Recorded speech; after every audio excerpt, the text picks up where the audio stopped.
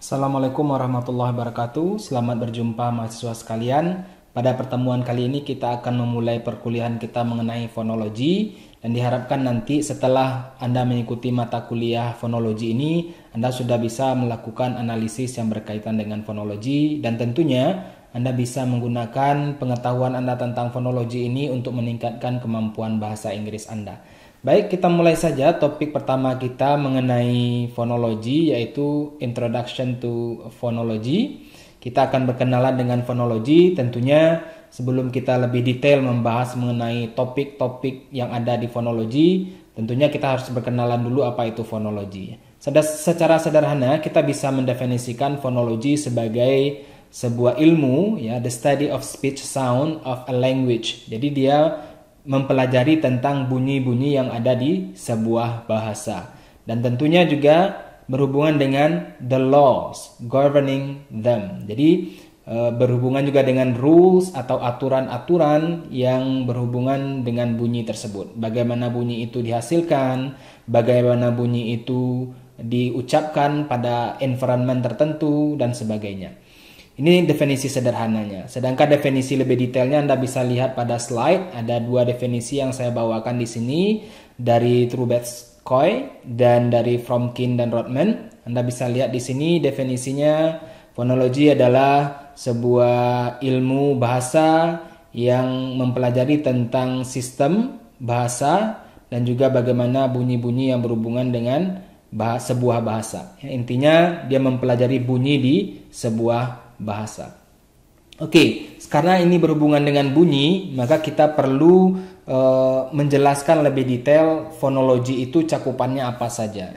Kalau Anda lihat di sini, secara garis besar, fonologi itu bisa kita kelompokkan menjadi dua bagian. Pertama, ada yang berhubungan dengan bunyi saja, disebut dengan phonetics. Kemudian dia berhubungan juga dengan phonemics. Kalau sudah berhubungan dengan phonemics, maka dia sudah berbicara mengenai makna atau bunyi pada sebuah bahasa. Kalau phonetics, bunyi secara umum, ya. Kita lihat dari definisinya, fonetik adalah ilmu yang mempelajari bagaimana sebuah bunyi itu bisa dihasilkan, ya. Production atau articulatory phonetics, ya. Kemudian nanti juga bagaimana bunyi itu ditransmisikan, ya. Kita sebut dengan acoustic phonetic, ya, acoustic phonetics. Jadi nanti kita akan lihat lebih detail seperti apa itu acoustic phonetic dan tentunya juga articulatory phonetics. Dan terakhir nanti juga ada berhubungan dengan bagaimana sebuah bunyi itu bisa diterima oleh telinga kita atau telinga pendengar. Kita istilahkan dengan auditory phonetics. Kemudian ada satu lagi, ya, berhubungan dengan mix, ya, mix phonemics. Mix artinya makna. Di sini sebuah bunyi di sebuah bahasa dan bagaimana bunyi tersebut bisa merepresentasikan sebuah makna. Jadi the study of sounds and sounds pattern of specific languages. Jadi untuk bahasa tertentu, di bahasa tertentu, misalnya di bahasa Inggris atau di bahasa Indonesia, ya. Pada konteks ini, karena kita di sastra Inggris, tentunya kita akan lebih banyak nanti mempelajari phonemics dalam bahasa Inggris tentunya, ya. Oke, itu definisi sederhana mengenai fonologi, kemudian pengelompokan fonologi secara umum, ya. Oke, berikutnya topik-topik apa saja yang akan kita bahas pada perkuliahan fonologi atau fonetik dan phonemics ini. Kita akan mempelajari bagaimana tentang speech organ, ya, speech organ, tentang organ bicara, bagaimana speech mechanism, bagaimana kita bisa berbicara seperti saat ini. Anda bisa berbicara, prosesnya seperti apa, organ apa saja yang terlibat dalam speech production dan sebagainya. Kemudian kita akan belajar mengenai English phonemes, fonem-fonem dalam bahasa Inggris. Karena konteks kita adalah sastra Inggris, maka di sini yang saya bawakan adalah phonemes bahasa Inggris. Kemudian ada distinctive features, ada minimal pairs, phonological representation, phonological process, phonological rules, suprasegmental syllables, stressed and connected speech. Ini nanti kita bahas selama perkuliahan kita di kelas fonologi ini. Baik, kita mulai dari topik yang pertama, yaitu mengenai speech organ dan speech mechanism. Oke, ini kalau Anda lihat pada slide kita ada gambar ya mengenai proses speech. Bagaimana Anda berbicara, kemudian apa yang Anda bicarakan, apakah melalui suara, maka dia ada mediumnya. Kalau suara tentu mediumnya adalah udara.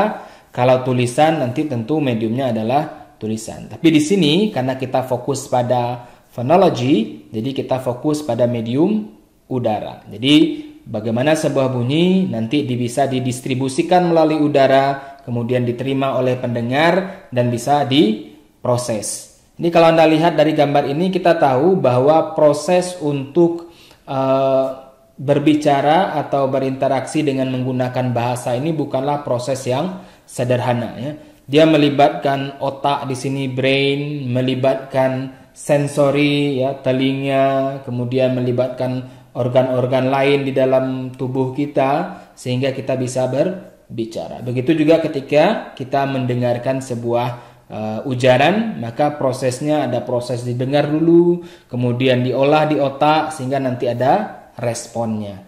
Oke, ini definisi sederhana mengenai speech chain. Nanti lebih detailnya bisa kita bahas di pertemuan berikutnya.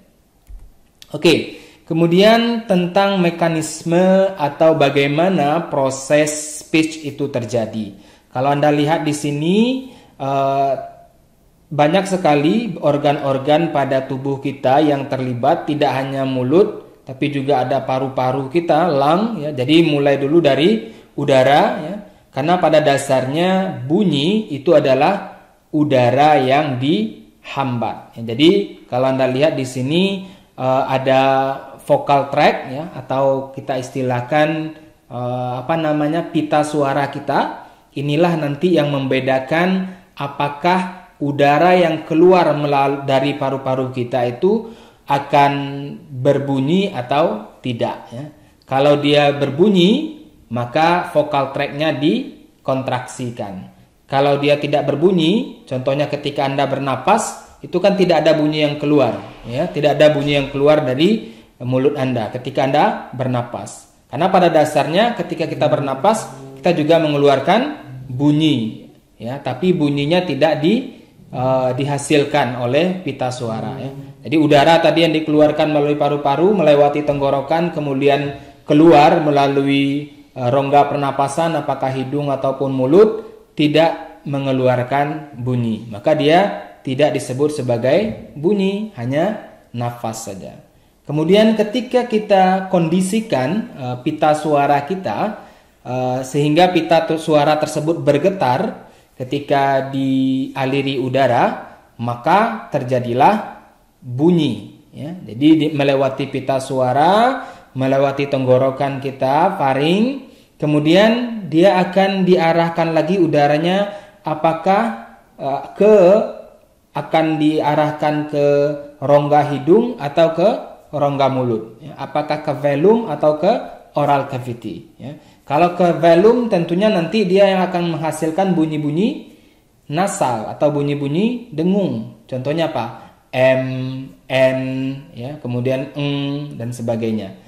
Kalau di oral cavity nanti akan ada lagi perbedaan bunyi berdasarkan 3 aspek. Apakah berdasarkan posisi lidah kita, ya, apakah berdasarkan bibir kita, lips kita, atau berdasarkan pasif artikulatory. Pasif artikulatory ini contohnya gigi, ya, gigi kita. Apakah kita meletakkan lidah kita di ujung gigi, ya, atau di langit-langit atas dan sebagainya sehingga menghasilkan bunyi tertentu. Jadi nanti di sini kita lihat ada hambatan udara. Jadi apakah dihambat di lidah, dihambat di bibir, dihambat di gigi misalnya. Kemudian menghasilkan bunyi.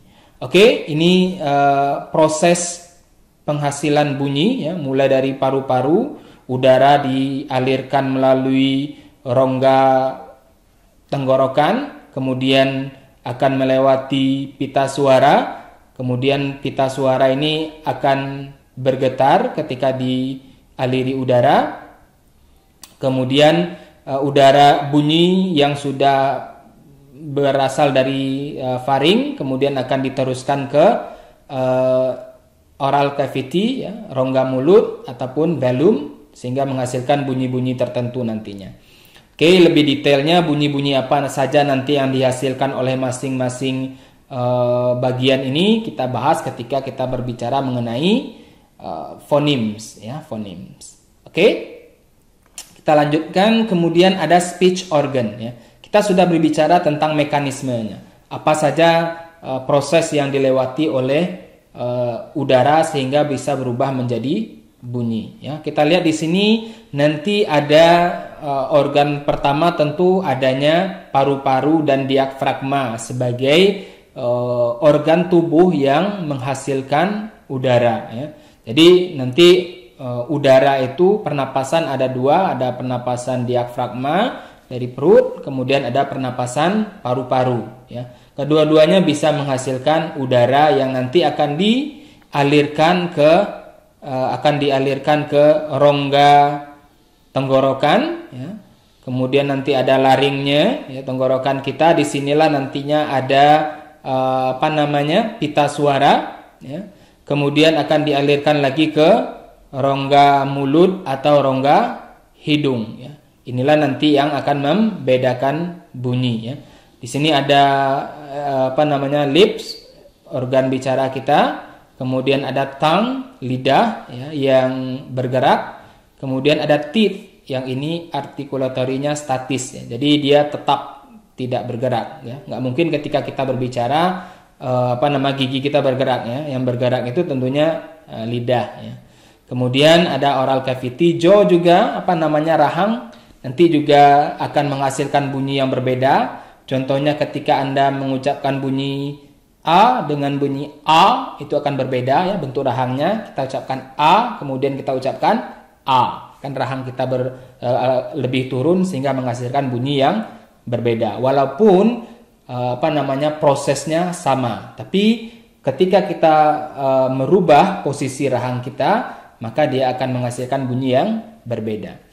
Oke, kemudian ada yang lebih detail, kita lihat di sebelah kiri ini, ya, sebelah kanan, maaf, ada lidah pun ada bagian atas, lidah bagian atas, ya, ada lidah, ya, ujung lidah, ya, kemudian pertengahan lidah, kemudian ada bibir juga, ya, bibir atas, bibir bawah. Ini juga menghasilkan bunyi yang berbeda nantinya. Kemudian gigi pun juga seperti itu. Ada bunyi-bunyi yang dihasilkan ketika kita menghambat udara pada gigi. Contohnya bunyi tah, ya. Tah, kita menghambat udara di bagian gigi. Kemudian ada juga langit-langit, ya. Langit-langit ini hard palate and soft palate, langit-langit keras dan langit-langit lunak. Ini juga menghasilkan bunyi yang berbeda nanti ketika kita meletakkan lidah kita di sini. Contohnya bunyi o dengan kan beda bunyinya walaupun posisinya hampir mirip. Oke, ini speech organ yang terlibat ketika kita berbicara di menghasilkan bunyi untuk sebuah bahasa. Oke, ini adalah pengantar dari perkuliahan pertama kita. Kita sudah belajar mengenai speech mechanism dan juga speech organ. Mudah-mudahan dengan video pengantar ini bisa membantu Anda memahami mekanisme bagaimana sebuah bunyi itu dihasilkan. Pada bagian berikutnya nanti kita akan belajar lebih detail mengenai bunyi-bunyi yang dihasilkan oleh organ bicara kita, baik itu bunyi vokal ataupun bunyi konsonan. Dalam konteks ini kita akan mempelajari tentang phonemes bahasa Inggris. Terima kasih, sampai jumpa di video berikutnya. Assalamualaikum warahmatullahi wabarakatuh.